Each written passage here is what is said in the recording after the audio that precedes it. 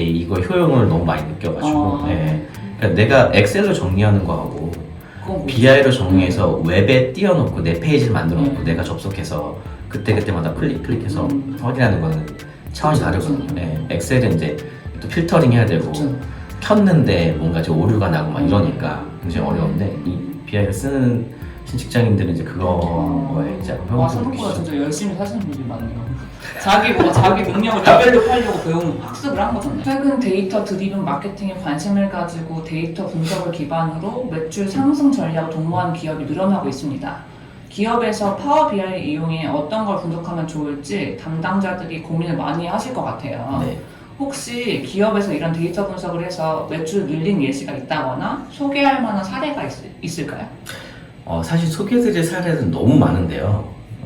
저는 좀 원론적인 얘기를 좀 드리면 기업이 데이터 분석을 지금까지 사실은 하지 않고 있었다고 저는 생각을 하거든요.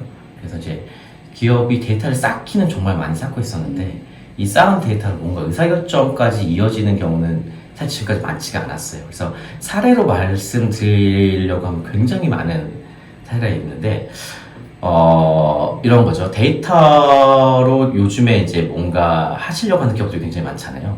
그래서 DT를 한다라고 얘기를 하시거든요. DT가 이제 디지털 트랜스포메이션 또는 데이터 테크놀로지 두 가지로 다 사용되는데 DT나 전자나 후자의 목적이 거의 이제 비슷해요. 목적이 뭐냐면 내가 원하는 데이터를 내가 원하는 시점에 내가 원하는 속도로 쿼리해낸다, 가져온다라는 느낌이거든요. 그래서 내가 기업을 경영하는, 예를 들어 출판사를 운영하시니까 출판사를 하는데 이 주제에 대한 작가가 옛날에 썼던 책들을 다 보고 싶어 라고 할 때 순식간에 이거를 내가 원하는 정보를 가지고 오고 또는 지금 마켓에서 이 데이터, 이 책들이 어떻게 팔리는지 알고 싶어 라고 할 때 원클릭으로 모든 데이터를 갖고 와서 두 개를 비교해보면 내 업무 프로세스가 바뀌잖아요.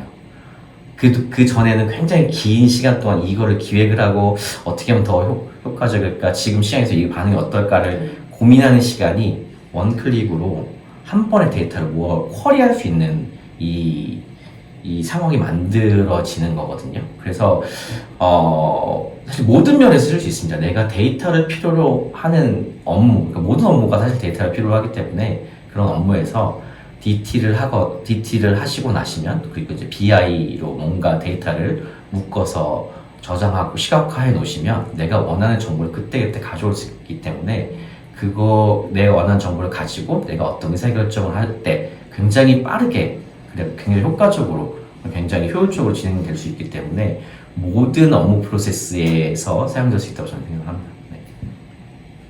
책을 쓰시면서 이런 부분에 중점을 두었다든지 아니면 독자님들이 이 책을 통해 얻어가셨으면 하는 게 어떤 것들이 있을까요? 사실 제가 이게 두 번째 책이에요. 첫 번째 책은 엑셀로 데이터 분석을 시작하는 이제 사람들을 위한 책을 한번 썼었거든요. 근데 이제 그때 책을 쓰면서 좀 깨달았던 게,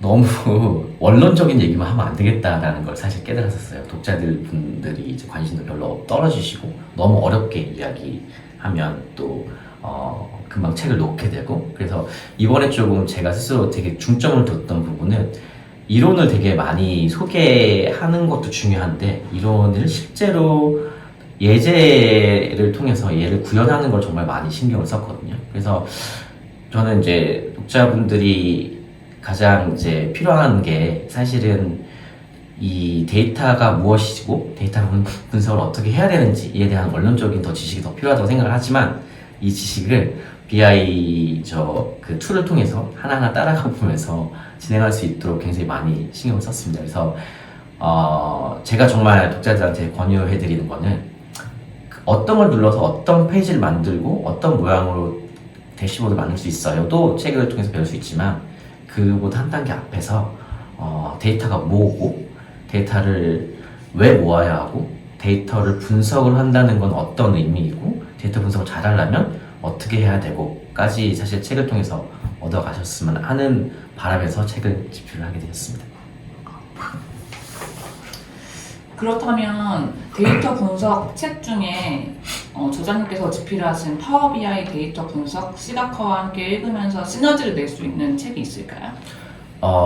데이터 분석 도구에 대한 책 말고 데이터 분석과 데이터가 무엇인가에 대한 기초 서적들이 많이 있거든요. 그런 서적들을 보면 좋으실 것 같고, 또 요즘에 이제 AI 또는 머신러닝이 핫하잖아요. 근데 AI 머신러닝을 파이썬, R 이런 프로그래밍 랭귀지로 다루는 거는 라이브러리를 내가 가지고 와서 코드를 치는 것밖에 사실은 도움이 안 되거든요. 그래서 데이터 분석도 마찬가지지만 AI나 머신러닝과 같은 것들도 프로그래밍 랭귀지에 대한 책들보다는 사실 굉장히 간단한 스프레드시트, 그러니까 엑셀로 AI를 구현할 수 있게 알려준 책들이 사실 많이 있어요. 그래서 그런 책들 또는 시각화의 기본을 알려주는 시각화가 왜 필요한지, 시각화가 어떤 의미에서 데이터 분석 인사이트를 뽑아내는데 유용하게 사용되는지에 대한 원론적인 책들이 좀 있거든요. 그런 책들을 먼저 보시고 나서 툴을 다루는 또는 랭귀지를 익히는 책들을 보시는 게 데이터 분석을 하는 데 훨씬 더 효과적입니다. 네. 책에서 다이내믹 보고서를 제작하는 예시를 몇 가지 알아보았어요. 실무에서 실제로 다이내믹 보고서를 활용하신 경험이 궁금합니다. 이건 아까 사례를 보셨던 것처럼 거의 비슷한 수준의 질문이신 것 같은데, 제가 요즘에 이제 건설 데이터를 가지고 비즈니스 인텔리전스를 하고 있는데, 이 건설 데이터는 굉장히 좀 특이한 케이스의 데이터예요. 왜냐면 3D 데이터, 그러니까 위치 데이터와 일반적인 스프레드시트 데이터, 문서 데이터가 엮여야지 뭔가 시너지가 낼 수 있는 환경이거든요. 그래서 내가 1층 딱 클릭했을 때 1층에 들어가는 사람들 또는 1층에 지금 현재 진행 중인 공사들이 나와야 되고, 1층 안에 어떤 소기계실에 들어가는 기계의 스펙, 여기 들어가는 기계는 어떤 스펙을 가지고 있어야 되고, 이 기계는 지금 주문을 했어, 아직 안 했어, 아니 오고 있어, 이런 것들을 저희가 이제 그 시각화 대시보드로 만든 적이 있었는데 현장에서 굉장히 잘 활용이 됐고, 그다음에 내가 원하는 위치로 들어갔을 때 그 위치에 대해 있는 데이터가 쭉 소팅되는 환경을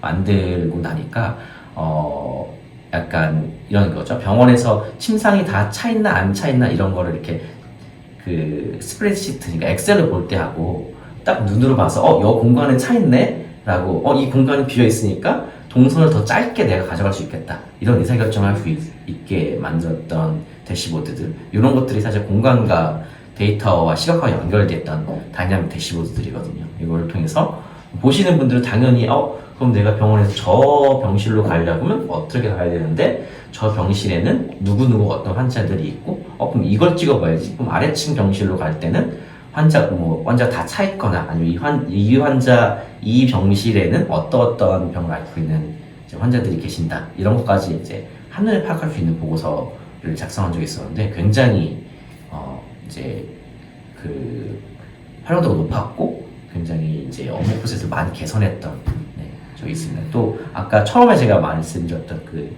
건설 데이터에서도 마찬가지로 하루 일 중에서 이제 너무 건설 사이트가 많다 보니까, 그러니까 넓다 보니까 감독하시는 분은 어디서 누가 어떤 작업을 하는지 전혀 모르는 상황인데, 대시보드를 보면 오늘은 어떤 작업이 일어날 거고, 여기에서는 사람이 많이 들어가네, 여긴 좀 안전의 이슈를 신경 써야겠다, 아니면 요 위치에 작업을 하는데 여기는 높은 데서 작업을 해야 되기 때문에 여기도 안전에 대해서 좀 신경을 쓸 필요가 있겠다, 그래서 내가 한 번 더 가봐야겠다, 이런 의사결정을 할 수 있는 환경을 구축했어서 굉장히 많은 도움이 됐었습니다.